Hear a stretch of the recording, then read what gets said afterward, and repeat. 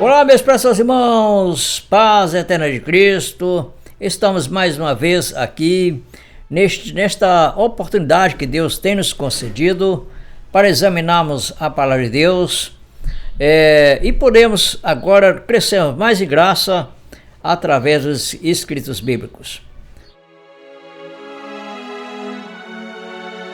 Hoje nós temos um tema da qual trata-se sobre o batismo de Jesus Cristo, da qual desmascara a doutrina da Trindade.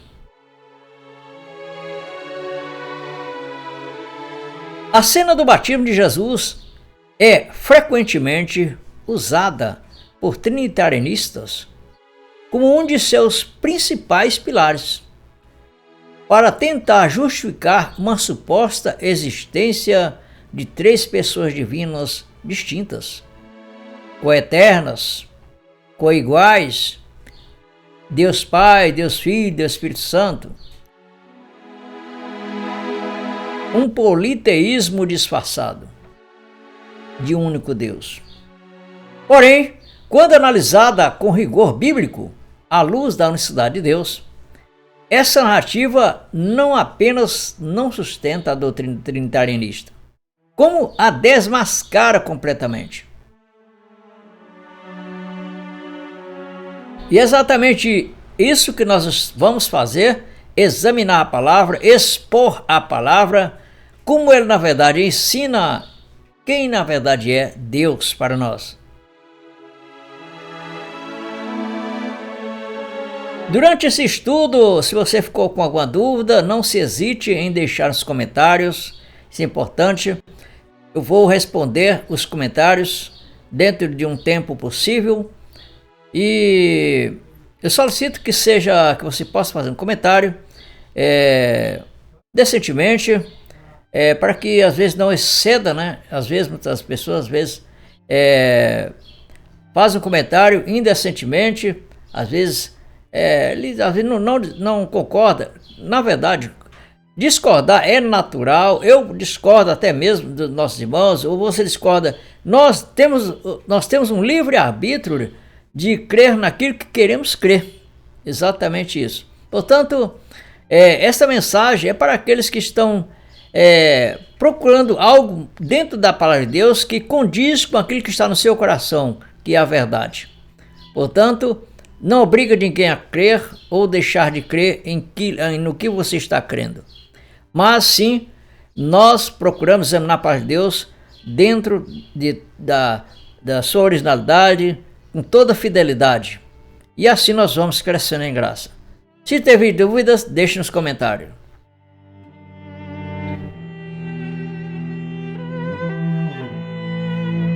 O que de fato aconteceu no batismo? O relato se encontra em Mateus capítulo 3, versículo 16 a 17. Vamos ver essa passagem. Mateus capítulo 3, versículo 16 a 17. Sendo Jesus batizado, subiu logo da água, e eis que se lhe abriram os céus, e viu o Espírito de Deus descendo como pomba e vindo sobre ele. A interpretação trinitarianista afirma que ali estão o Filho sendo batizado, o Espírito descendo como pomba e o Pai falando do céu. Ou seja, três pessoas distintas.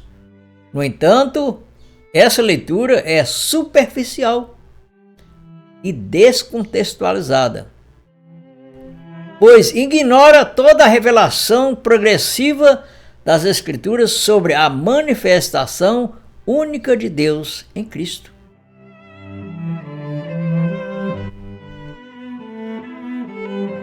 O testemunho das Escrituras desmascara essa leitura. João não começou a ser, Jesus Cristo não começou a ser Deus no batismo. Ele já nasceu sendo Deus manifestado em carne. Conforme nós vamos ler em Mateus capítulo 1, e o versículo 23.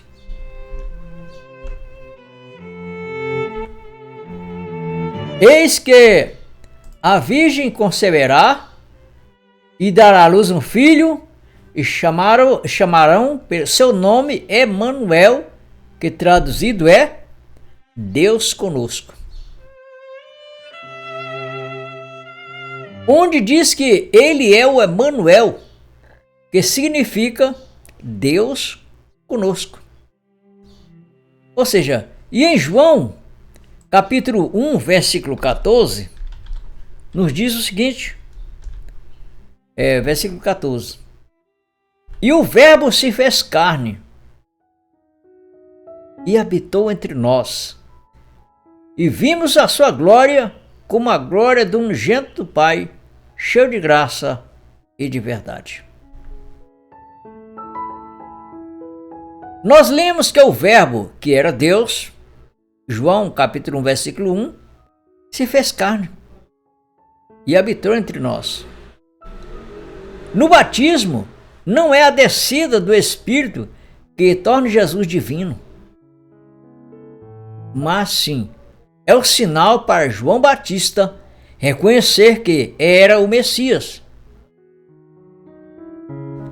Em João capítulo 1 e versículo 33, declara isso. Olha só o que João fala. E eu não o conhecia, mas o que me mandou a batizar com água, esse me disse: sobre aquele que vires descer o Espírito Santo, e sobre ele repousar, esse é o que batiza com o Espírito Santo.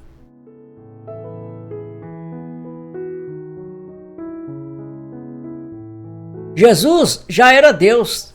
Antes disso, conforme, ou seja, afirma Miqueias, capítulo 5 e versículo 2. Olha o que diz Miqueias, capítulo 5, versículo 2. E tu, Belém, Efrata, posto que pequena entre os milhares de Judá, de ti me sairá o que governará em Israel, e cujas saídas são desde os tempos antigos, desde os dias da eternidade.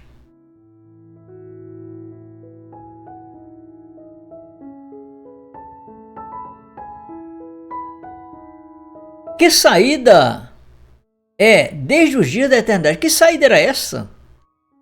Ou seja, a glória do unigênito que vimos já estava com ele desde antes da fundação do mundo.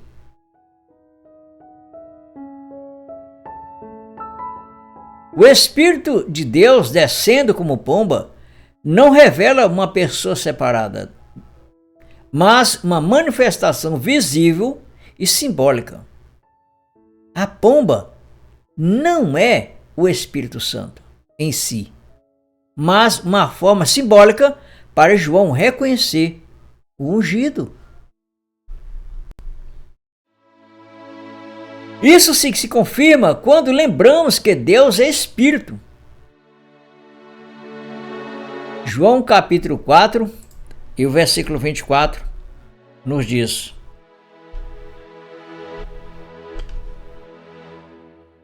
João capítulo 4, versículo 24.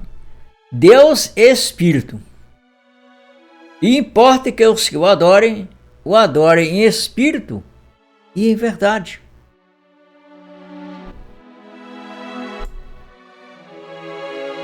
Portanto, o mesmo Deus,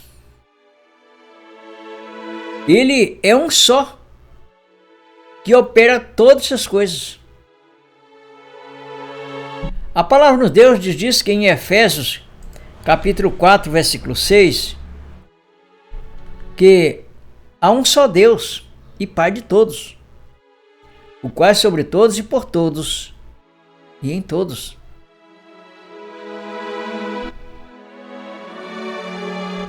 Em 1 Coríntios, no capítulo 8 e o versículo 6, nos diz: todavia para nós há um só Deus, o Pai, de quem é tudo e em quem estamos.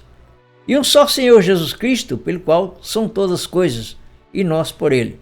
Aí você diz, está aí um só Senhor Jesus Cristo. Paulo está se referindo à manifestação com a qual Deus se manifestou na carne. Eles só conheceram que ali era Deus por causa da forma visível de Jesus Cristo, falando que ele na verdade em si era o que eles estavam procurando, que era Deus. Vamos ver isso? Primeiramente, 1 Timóteo capítulo 3, versículo 16. E sem dúvida alguma, grande é o mistério da piedade. Deus se manifestou em carne, foi justificado no Espírito, visto dos anjos, pregado aos gentios, crido no mundo, recebido acima na glória. Se era Deus manifestado, com o nome de Senhor Jesus Cristo, ele se revelou para os discípulos, como o próprio Deus mesmo. Como nós lemos em Efésios capítulo 4, versículo 6, que é um só Deus e Pai, não foi isso? Nós lemos? Foi. Então João, no capítulo 14, versículo 6, diz o seguinte, Jesus falando,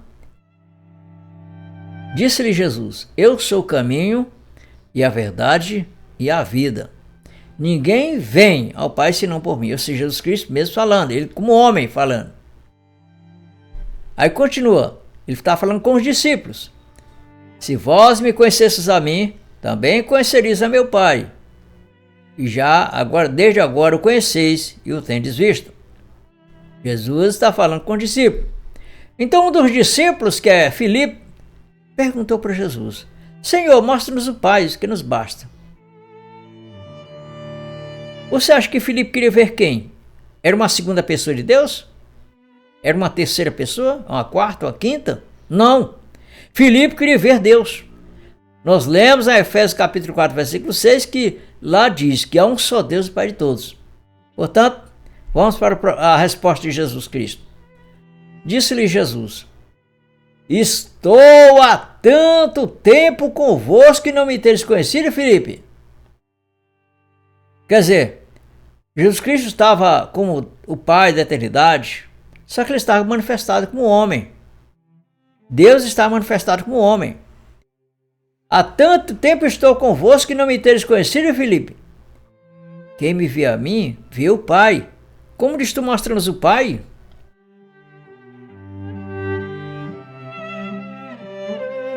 Amém? Então, ao ouvir a voz do céu dizendo, este é o meu filho amado, muitos pensam, está ouvindo duas pessoas conversando. Mas essa concepção rompe a unidade indivisível de Deus, pois a Escritura afirma claramente que Deus é um só, que Deus é único, que Deus é indivisível, que Deus não pode, ele não vê outro além dele e muito menos antes dele ouvir algum outro Deus. É o que diz Isaías, capítulo 43, versículo 10. Vós sois as minhas testemunhas, diz o Senhor, e meu servo a quem escolhi, para que o saibais e me creiais e entendais que eu sou o mesmo, e que antes de mim Deus nenhum se formou, e depois de mim nenhum haverá.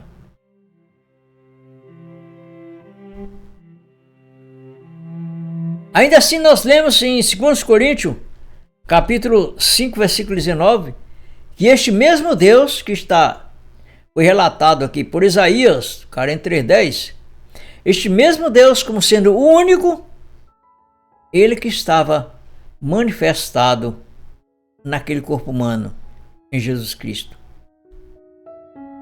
Isto é, Deus estava em Cristo, reconciliando consigo o mundo, não imputando seus pecados, e pôs em nós a palavra da reconciliação.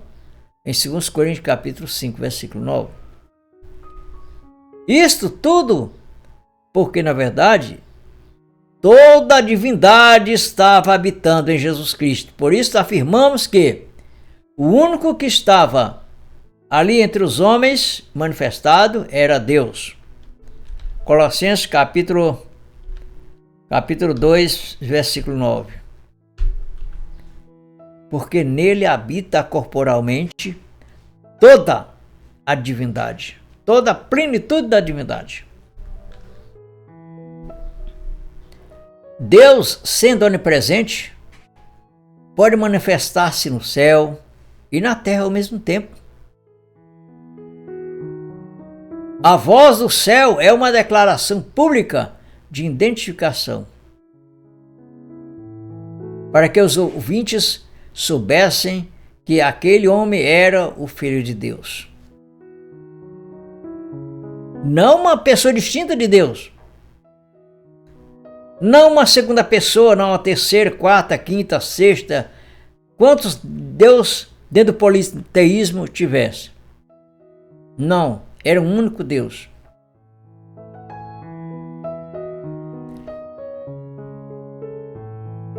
Era o próprio Deus em manifestação visível.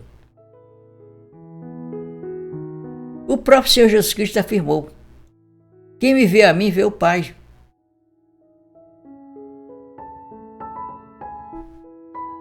Muitos afirmam, dizendo assim, não, mas é em termos de comparação, entendeu? Não, nada, não tem nada, nenhum outro termo não. É quem vê a mim, vê o Pai. Ou seja, é aquela mesma forma. Se você é casado, você tem uma mulher, será que alguém que vê na sua mulher mesmo que está vendo você? Não, não dá certo isso. É a mesma situação. Jesus Cristo, ele quando ele falou, quem vê a mim, vê o Pai, isto é, estava vendo Deus, porque Deus que estava manifestado na carne. Só que Deus falava como homem e falava como Deus. Portanto, o batismo mostra a unicidade, não a trindade em Deus. O batismo de Jesus não prova 3 pessoas, mas revela o Deus único se manifestando, como Filho visivelmente em carne, como Espírito operando de forma simbólica e invisível, como o Pai dando testemunho de si mesmo. Tudo isso está em um só Deus. Deus é Deus, Ele preenche os céus e a terra com esse Espírito, e Ele pode se apresentar, se manifestar de diversas formas, em lugares múltiplos, aonde quer que Ele queira se manifestar. Portanto, a doutrina da Trindade expõe uma contradição. A tentativa de separar o Pai, o Filho e o Espírito Santo como 3 pessoas distintas, coeternas, como Deus Pai, Deus Filho, Deus Espírito Santo, na verdade é um politeísmo disfarçado. Isso leva inevitavelmente ao triteísmo, a doutrina de 3 deuses, embora que disfarçado de um só Deus. É uma crença politeísta disfarçado. Isso é quebrar o primeiro mandamento da própria lei que Deus deu a Moisés, ali em Êxodo, capítulo 20, versículo 3, que diz: não terás outros deuses diante de mim. Um outro modo também de se falar é Isaías capítulo 44, versículo 6.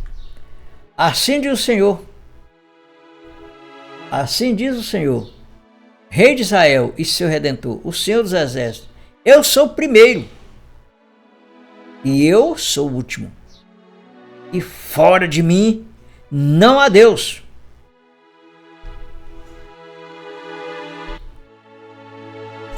E João, ele afirma enfaticamente, de modo sem rodeio, ali em 1 João, capítulo 5, versículo 20. E sabemos que já o Filho de Deus é vindo. E nos deu entendimento para conhecermos o que é verdadeiro. E no que é verdadeiro estamos, isto é, em seu Filho Jesus Cristo. Este é o verdadeiro Deus e a vida eterna. Portanto, o batismo de João não revela uma trindade em Deus, mas sim a plena manifestação da unicidade de Deus. Jesus não recebeu divindade no batismo, porque ele já era Deus desde o ventre. Em Mateus 21, 23, nós já lemos essa parte, que diz que eis que uma virgem conceberá, darás o filho, e chamará o seu nome Emanuel, que traduzir de Deus conosco. Isaías também, ele falou a respeito de Jesus Cristo no que tange ao seu nascimento, que diz: porque o menino nos nasceu, um filho se nos deu, e o principado estará sobre os seus ombros, e se chamará o seu nome Emanuel, o seu nome maravilhoso, Conselheiro, Deus forte. Deus forte, olhe bem essa palavra. Pai da eternidade. Pai da eternidade. Quem é esse Pai da eternidade? É Deus. Mas está falando, tratando-se do Filho. Mas na verdade não é o Filho, se a carne que era o Pai da eternidade. Sim, mas não. Mas era o Deus que está manifestado ali através daquele corpo humano. Príncipe da paz, Pai da eternidade e Príncipe da paz.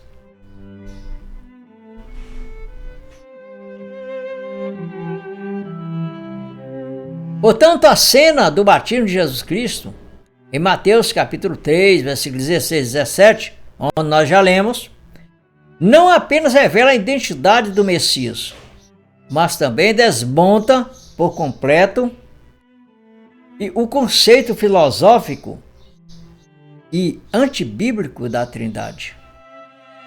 Ao continuar analisando profundamente este evento à luz da unicidade de Deus, vemos que o batismo confirma a manifestação de um único Deus e não a atuação de três pessoas distintas.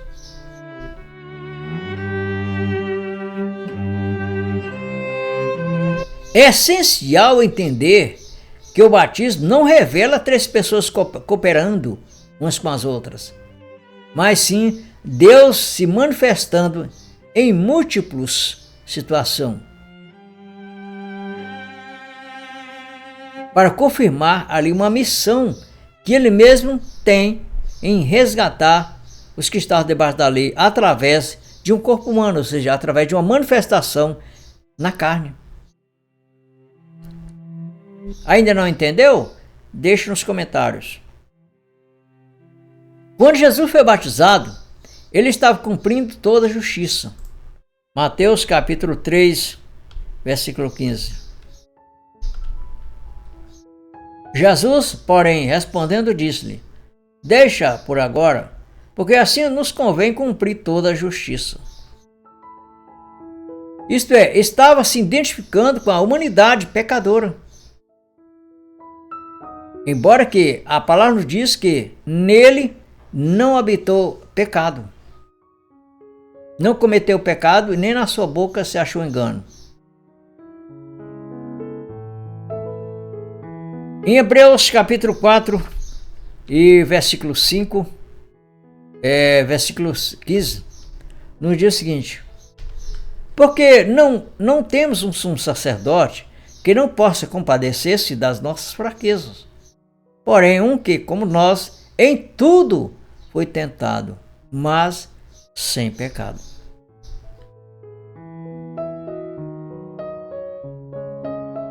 Ou seja, para que ele fosse o cordeiro substituto.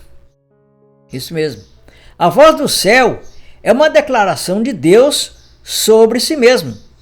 Pois Jesus disse: as palavras que eu vos digo, não as digo de mim mesmo, mas o Pai que está em mim é quem faz as obras. Em João capítulo 14, versículo 10. Assim, A voz do céu não é uma segunda pessoa falando de fora, não. Mas era Deus em sua plenitude, revelando-se em carne e testificando-se de si mesmo. A própria Escritura afirma que Deus estava em Cristo, reconciliando consigo o mundo. Em 2 Coríntios capítulo 5, versículo 19. Isto é, Deus estava em Cristo, reconciliando consigo o mundo, não lhes imputando seus pecados, mas impôs a palavra da reconciliação. Portanto, a Trindade se agarra ao símbolo da pomba, como se fosse uma pessoa. Como se fosse uma pessoa do Espírito Santo, uma terceira pessoa. Mas isso não se encontra respaldo bíblico. A pomba não é o Espírito em essência, mas sim uma representação simbólica, visível para que João Batista reconhecesse o Messias. É o que diz João, nós até mesmo já lemos, capítulo 1, versículo 33. João, capítulo 1, versículo 33. E eu não o conhecia, mas o que me mandou a batizar com água, esse me disse, sobre aquele que vir descer o Espírito e sobre ele repousar, esse é o que batiza com o Espírito Santo. O Espírito não é uma pessoa separada, pois a Escritura afirma enfaticamente que Deus é o Espírito. Olha só, 2 Coríntios, capítulo 3, versículo 17. 3:17 diz o seguinte: ora, o Senhor é o Espírito, e onde está o Espírito do Senhor, aí a liberdade. Portanto, a voz do céu também é do Deus invisível, testificando do Deus que estava visivelmente. Ou seja, Deus de uma forma... tem uma palavra que diz que ele, ou seja, ele atua de diversas formas. Então Deus, ele fala, pode falar no céu e pode falar na terra, em ambos os lugares ao mesmo tempo, porque a palavra de Deus, ela diz que Deus preenche os céus e a terra com o seu Espírito. É isso que está escrito em Jeremias capítulo 23, versículo 23. Porventura o Senhor é o Deus de perto? Diz o Senhor, e não também Deus de longe? Esconder-se alguém em esconderijo, de modo que eu não o veja? Diz o Senhor. Porventura não encho eu os céus e a terra? Diz o Senhor. Portanto, meu prezado irmão e minha prezada irmã, nenhum homem jamais viu a Deus, porque Deus é o Espírito.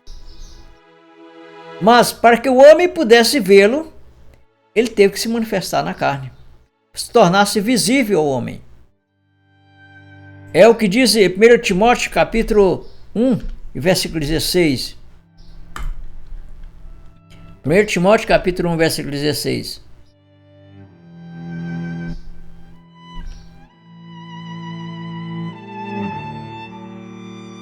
Não, é 6,16. 1 Timóteo, capítulo 6, 1 Timóteo, capítulo 6, versículo 16. Esse mesmo.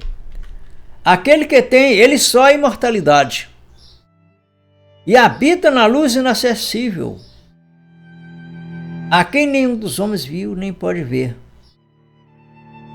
o qual seja honra e poder sempre eterno. Ou seja, o Deus invisível. Este mesmo Deus invisível é que se fez carne. Como diz 1 Timóteo, capítulo 3, versículo 16. E sem dúvida alguma, grande é o mistério da piedade. Aquele que se manifestou em carne, foi justo, e sem dúvida alguma, grande é o mistério da piedade. Deus se manifestou em carne, está bem explícito isso. Foi justificado no Espírito, visto dos anjos, pregado aos gentios, criado no mundo e recebido assim na glória. Amém? Portanto, meu prezado irmão, minha prezada irmã, se essa mensagem se identifica com você, vamos crescer junto no conhecimento e no entendimento da palavra de Deus, dentro da escatologia consumada. Se você ainda não se inscreveu no canal, se inscreva no canal. Se você já é inscrito também, deixe seu like, isso é muito importante. Caso haja alguma dúvida, que isso é natural, deixe nos comentários. No início eu falei a respeito das questões de alguns comentários ser indecente, é porque muitos usam de um comportamento agressivo para xingar, para, como eu disse assim, tratar de uma forma degradante, né? Isso não, esse tipo de comentário com xingamentos não são respondidos, são deletados, na verdade. Mas os que expõem suas dúvidas, seja discordando, isso é bem-vindo. Tá? Não há problema discordar, em hipótese alguma. Nós devemos respeitar aqueles que creem, ou se tem um modo de crer diferente, que discorda. É comum, é normal. Isso é aceito. Isso é, como eu digo assim, isso é justo. Discordar é justo. Como eu digo assim, é algo que parte de nós, ser humano, que nós não somos perfeitos. Eu posso discordar de você, você pode discordar de mim. Isso é natural, tá bom? Deixe sua dúvida e assim vamos unidos e crescendo no mesmo Espírito da graça de Deus.